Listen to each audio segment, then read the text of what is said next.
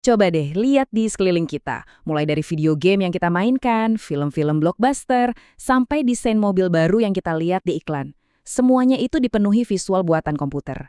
Tapi, pernah nggak sih kita berhenti sejenak dan bertanya-tanya, semua keajaiban visual ini tuh asalnya dari mana?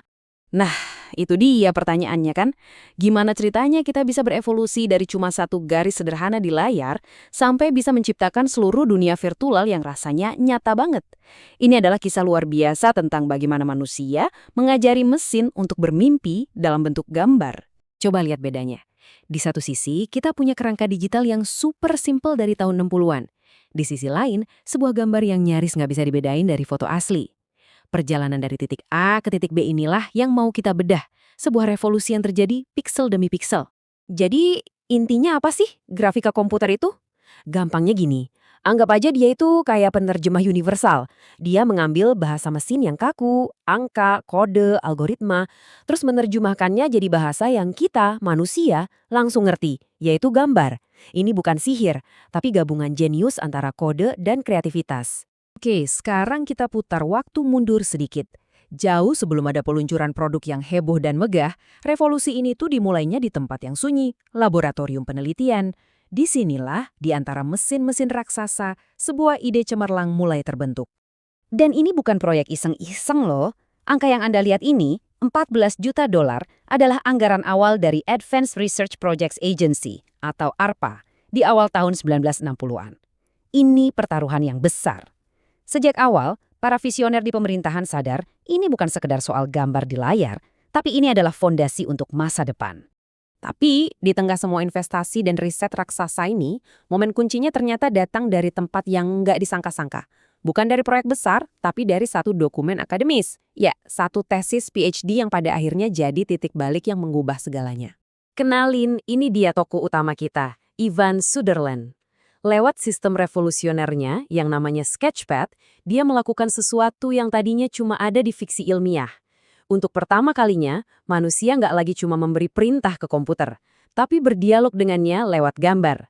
Serius, setiap antarmuka grafis yang kita pakai hari ini, semuanya berutang budi pada momen ini. Sketchpad itu bukan sekadar program gambar biasa ya, dia memperkenalkan konsep-konsep yang puluhan tahun lebih maju dari zamannya.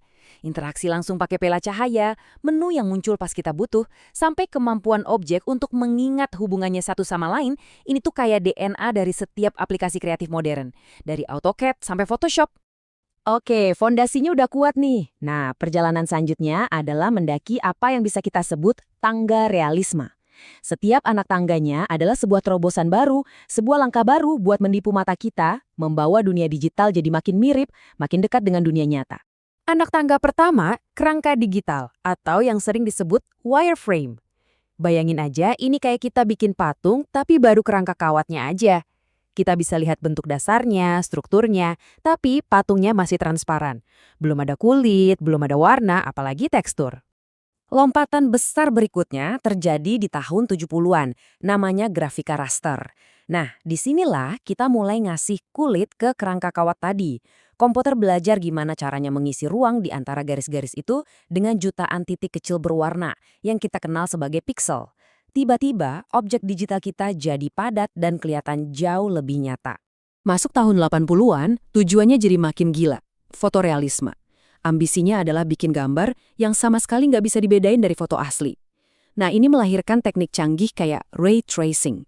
Bayangin aja, komputernya nembakin jutaan sinar virtual ke dalam sebuah adegan, terus dengan cermat ngitung gimana setiap sinar itu mantul dari satu benda ke benda lain, persis kayak di dunia nyata. Tentu aja, pendakian ini bukan kerjaan satu orang. Ini adalah hasil kerja keroyokan para jenius. Ada Henry Guraud yang bikin objek jadi kelihatan mulus, nggak lagi kotak-kotak. Ada Edwin Catmull yang nemuin cara nempelin tekstur kayak wallpaper gitu ke objek digital. Dan ada Turner Whitted yang menyempurnakan ray tracing. Setiap penemuan ini adalah kepingan puzzle yang saling melengkapi. Jadi, kenapa sih kita repot-repot bahas semua sejarah ini? Karena warisan para perintis ini bukan cuma ada di museum. Warisan mereka ada di saku Anda, di meja kerja Anda, di bioskop. Inovasi mereka benar-benar sudah merombak dunia modern kita secara fundamental.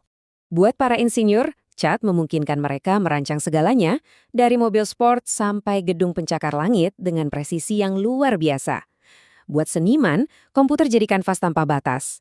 Dan tentu aja di dunia hiburan, teknologi ini bukan lagi cuma soal efek khusus, tapi soal membangun seluruh dunia imajinasi dari nol. Kita udah lihat perjalanannya jauh banget kan? Dari cuma satu titik di layar sampai bisa menciptakan dunia virtual. Pertanyaan yang nggak bisa dihindari sekarang adalah, abis ini kita mau kemana? Kanvas masa depan itu masih kosong. Coba-coba renungkan lagi skalanya.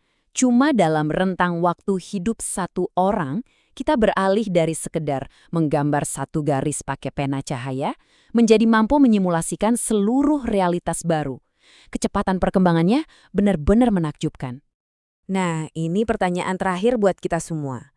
Kita udah berhasil ngajarin komputer buat meniru realitas kita dengan sangat baik. Sekarang batasannya cuma imajinasi kita. Dunia baru seperti apa yang bakal kita minta mereka ciptakan selanjutnya. Kanvas digital masa depan itu ada di tangan kita.